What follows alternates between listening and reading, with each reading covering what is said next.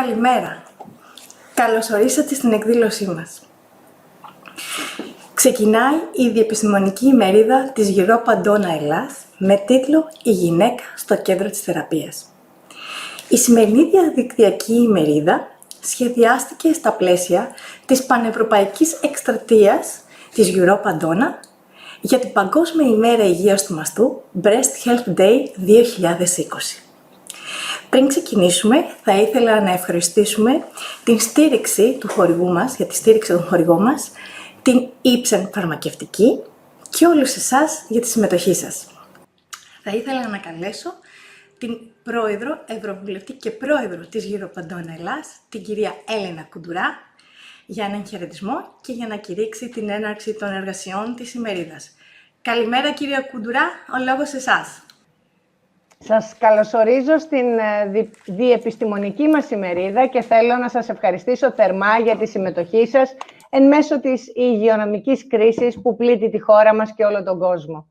Ειδικά σε αυτές τις δύσκολες συνθήκες είναι σημαντικό να είμαστε ενωμένοι και μέσα από την κατάλληλη ενημέρωση να φροντίζουμε τον εαυτό μας, την υγεία μας και τους ανθρώπους γύρω μας. Έχω την τιμή να είμαι πρόεδρος της Europa Donna Ελλάς, του ελληνικού τμήματος της Ευρωπαϊκής Συνομοσπονδίας για τον καρκίνο του μαστού Europa Donna, που αποτελεί όργανο συνηγορίας, διεκδίκησης και αφύπνισης και δραστηριοποιείται σε 47 χώρες ανάμεσά τους σε όλα τα κράτη-μέλη της Ευρωπαϊκής Ένωσης. Μέσα από την πολυετή μας δράση και με πολυεπίπεδες ενέργειες διεκδικούμε, πιέζουμε και επιτυγχάνουμε την καλύτερη ενημέρωση, την ενεργοποίηση όλων των αρμόδιων αρχών αλλά και της κοινωνίας στην καταπολέμηση αυτής της νόσου και την εξασφάλιση ισότιμης πρόσβασης των γυναικών στις πιο σύγχρονες και εξελιγμένες μεθόδους πρόληψης και θεραπείας.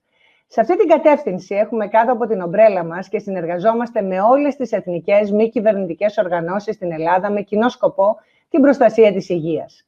Η Europa Donna Ελλάς είχε πάντα ενεργό ρόλο με συνεχείς παρεμβάσεις στο Ελληνικό Κοινοβούλιο όσον αφορά την ενίσχυση του συστήματος υγείας και τη βελτίωση των συνθηκών για την αντιμετώπιση του καρκίνου του μαστού. Ταυτόχρονα, έχουμε σημαντική δικτύωση στην Ευρώπη και πρόσβαση στο Ευρωπαϊκό Κοινοβούλιο, έχοντας καταφέρει να επηρεάσουμε και να περάσουμε πολλά ψηφίσματα υπέρ των ασθενών. Μάλιστα, είναι ιδιαίτερη η χαρά μας που Επίτροπος Υγείας στην Ευρωπαϊκή Ένωση έχει αναλάβει η Στέλλα Κυριακίδου, με την οποία έχω συνεργαστεί εξαιρετικά την περίοδο που διετέλεσε πρόεδρος της Europa Donna Κύπρου. Η Στέλλα Κυριακίδου, εξαιρετικά δραστήρια και με μεγάλη ευαισθησία στα θέματα της υγείας από την αρχή της θητείας της, ανακοίνωσε την πρόθεσή της να θεσπίσει νέα ευρωπαϊκή πολιτική για τον καρκίνο, την οποία και στηρίζουμε. Συνεργαζόμαστε και σε αυτό το επίπεδο, καθώς ως Ευρωβουλευτής συμμετέχω στην Επιτροπή των Ευρωβουλευτών για τον καρκίνο, ενώ είμαι μέλος και στην Επιτροπή Ισότητας των Φύλων και Δικαιωμάτων των Γυναικών για την προστασία των δικαιωμάτων των γυναικών σε όλους τους τομείς και ειδικά στην υγεία. Ως Europa Donna Ελλάς, έχουμε επίσης πραγματοποιήσει εκδηλώσεις στο Ευρωπαϊκό Κοινοβούλιο, ώστε να αφυπνίσουμε περισσότερο κόσμο, αλλά και να ενημερώσουμε για τις θέσεις μας στα Ευρωπαϊκά Κέντρα Αποφάσεων. Οι 10 βασικοί στόχοι μας είναι να προωθήσουμε την ευαισθητοποίηση σχετικά με τον καρκίνο του μαστού συνολικά και ειδικότερα να στηρίξουμε στην Ευρώπη τη διάδοση και την ανταλλαγή δεδομένων και πρόσφατων πληροφοριών σχετικά με τον καρκίνο του μαστού στην Ευρώπη. Ζητούμε έμφαση στην ανάγκη κατάλληλης μαστογραφίας και έγκαιρης διάγνωσης. Στηρίζουμε το δικαίωμα κάθε ασθενούς να αποκτήσει πρόσβαση για τη βέλτιστη θεραπεία. Επιδιώκουμε να κατοχυρώσουμε την παροχή ποιοτικής υποστήριξης και φροντίδας κατά τη διάρκεια της θεραπείας αλλά και μετά. Ζητούμε να αναγνωριστεί η σωστή θεραπεία και να προωθηθεί η ανάπτυξη νέων μεθόδων, να υπάρξει κατάλληλη εκπαίδευση για τους επαγγελματίες υγείας και απαιτούμε τακτική, ποιοτική αναβάθμιση του ιατρικού εξοπλισμού. Εργαζόμαστε ακόμα για να σιγουρευτούμε ότι όλες οι γυναίκες κατανοούν πλήρως όλες τις προτινόμενες θεραπευτικές επιλογές, ανάμεσα στις οποίες είναι και η δυνατότητα ένταξής τους σε κλινικές δοκιμές, αλλά και τα δικαιώματά τους σε μία δεύτερη γνώμη. Και τέλος, προωθούμε την ανάπτυξη της έρευνας για τον καρκίνο του μαστού. Ο καρκίνος του μαστού είναι ο καρκίνος που πλήττει περισσότερο στις γυναίκες, όμως με την έγκαιρη διάγνωση είναι απόλυτα ιάσιμος. Καμία γυναίκα δεν πρέπει να νιώθει μόνη και να είναι μόνη της σε αυτόν τον αγώνα. Είναι επομένως ένας αγώνας διαρκής και δύσκολος, που όμως δίνουμε όλοι μαζί και που μπορούμε να τον κερδίζουμε καθημερινά. Και σε αυτό το σημείο θα ήθελα να ευχαριστήσω μέσα από την καρδιά μου τα καταξιωμένα μέλη του Διοικητικού Συμβουλίου της Europa Donna Ελλάς, που από την επαγγελματική τους εξειδίκευση, αλλά και με την εθελοντική τους δράση και προσφορά, προσφέρουν ακούραστα στον αγώνα αυτό στην Ελλάδα για την καταπολέμηση του καρκίνου του μαστού. Επίσης, θέλω να συγχαρώ θερμά την Επιστημονική μας Επιτροπή για το εξαιρετικό της έργο και την πολύτιμη βοήθειά της, όπως επίσης και τους σημερινούς ομιλητές για τη γνώση που θα μοιραστούν μαζί μας σήμερα. Μέσα από τη γνώση και την ενημέρωση στέλνουμε ένα ηχηρό μήνυμα καθημερινά και συμβάλλουμε με όλες μας τις δυνάμεις για την αντιμετώπιση του καρκίνου του μαστού. Εύχομαι καλές εργασίες στην ημερίδα. Ευχαριστούμε πάρα πολύ, κυρία Κουντουρά. Καλή επιτυχία στην ημερίδα μας. Μείνετε λοιπόν μαζί μας, γιατί μια ομάδα λαμπρών επιστημόνων και εισηγητών θα προσεγγίσουν σημαντικά θέματα για την υγεία, για την πρόληψη και την αντιμετώπιση του καρκίνου. Η κυρία Φιωρίτα Πουλακάκη, χειρουργός μαστού, διευθύντρια χειρουργικής κλινικής μαστού Ευρωκλινικής Αθηνών, εθνική αντιπρόσωπος της Europa Donna Ελλάς και μέλος Executive Board της Europa Donna The European Coalition, θα μας ενημερώσει για την σημερινή ημερίδα. Καλημέρα, κυρία Πουλακάκη, ο λόγος σε εσάς.